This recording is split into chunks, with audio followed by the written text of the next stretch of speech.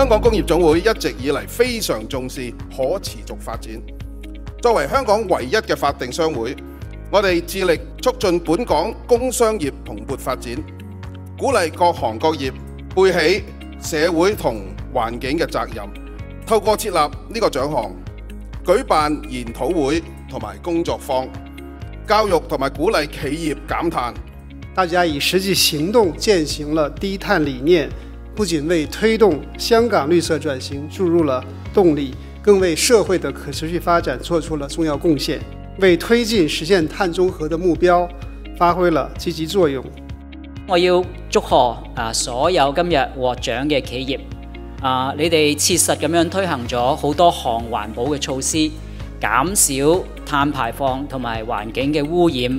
為咗實現可持續發展同埋保護我哋居住嘅地球，作出咗好重要嘅貢獻。今日咧，我哋唔止見證企業努力嘅成果，更喺共同為香港、大灣區甚至一帶一路嘅完善地區，建造一個更綠色、更環保、更可持續嘅未來。